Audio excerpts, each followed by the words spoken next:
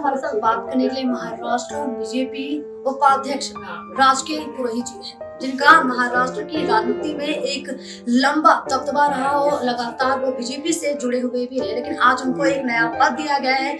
अब उनसे हम बात करने की कोशिश करें, जाने की कोशिश में क्या ये महाराष्ट्र में उनको एक नया पद देकर क्या विपक्षियों को कहीं ना कहीं ये दिखाने की कोशिश की जा रही है कि हमारी पार्टी अभी भी मजबूत है और महाराष्ट्र में अपनी जो सरकार बनाएगी। साथ ही साथ जिस तरह से बीजेपी एक मजबूत पार्टी के रूप में उभर रही है, विपक्षियों के लिए एक बड़ा संकेत होगा। सर, एक्चुअली में आपका बहुत बहुत स्वागत है। सबसे पहला सवाल ये कि आपको आज एक नए पद की जिम्मेदारी दी गई है और क्या ये नया पद विपक्षियों के लिए कहीं ना कहीं एक सवाल खड़ा कर रहा है?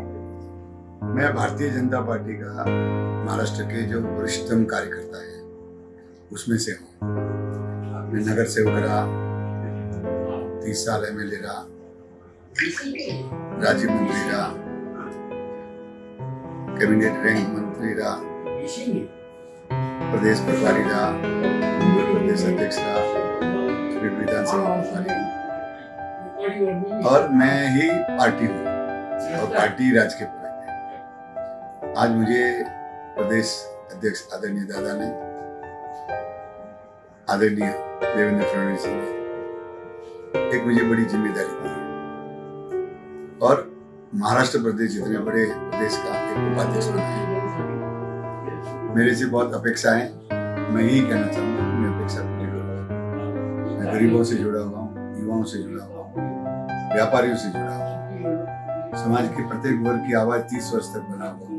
मैं आम व्यक्ति से सर और मैं इस अपेक्षा को पूरा करते हुए बिखरा हुआ विपक्ष, टूटा हुआ विपक्ष,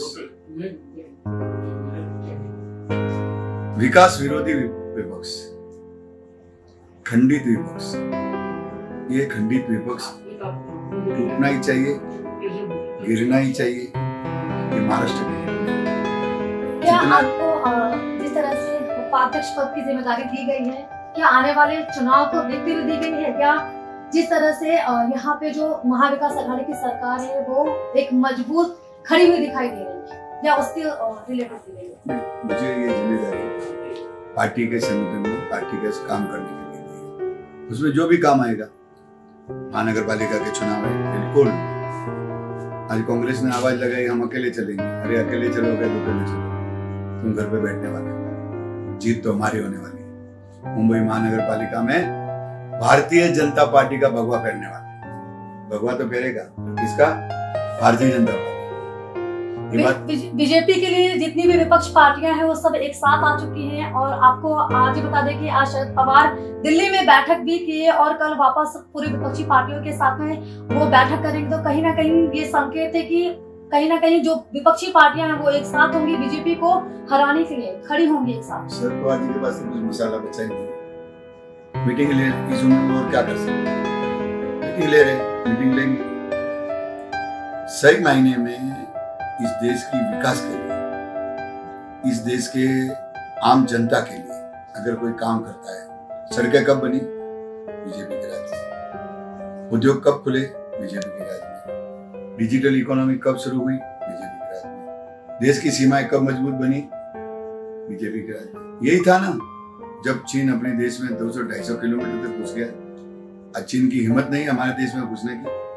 कौन ताकतवर है? कौन खड़ा कर रहा है देश को? कौन शक्तिशाली बना रहा है? कौन आम व्यक्ति की आशाओं को पूरा कर रहा है? कौन गरीबों के घर में खाना पहुंचा रहा है? भारतीय जनता पार्टी। और भारतीय जनता पार्टी ही आने वाले समय में देश का सुकून है। भारतीय जनता पार्टी इस देश का भविष्य है।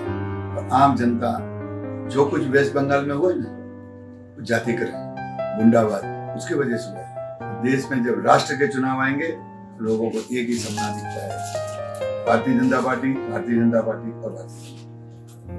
बीएमसी का चुनाव आ रहा है, क्या बीजेपी आने वाले वक्त में शिवसेना हो या एनसीपी किसी से भी गठबंधन करेगी या नहीं?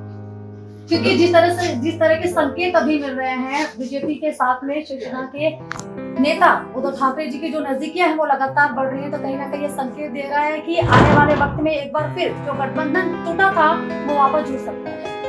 गठबंधन करना न करना ये हमारे जैसे कार्यकर्ताओं का काम है। हमारा काम है काम करना।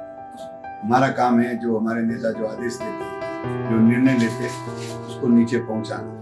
तो जो भी हमारे महाराष्ट्र में देवेंद्र जी दादा और मुंबई अध्यक्ष निर्णय लेंगे उसको हम पूरा काम करना हमारा काम है। इसलिए कब साथ में आएंगे, कब दूर जाएंगे, ये हमारा तो एक ही लक्ष्य है कि हमको काम करना है, मतदाता तक पहुंचना है और मतदाता को कन्विंस करके मतदान केंद्र तक ले जाना है और मुंबई महानगर पालिका पर भारतीय जनता पार्टी का झंडा फहराना, ये हमारा लक्ष्य है।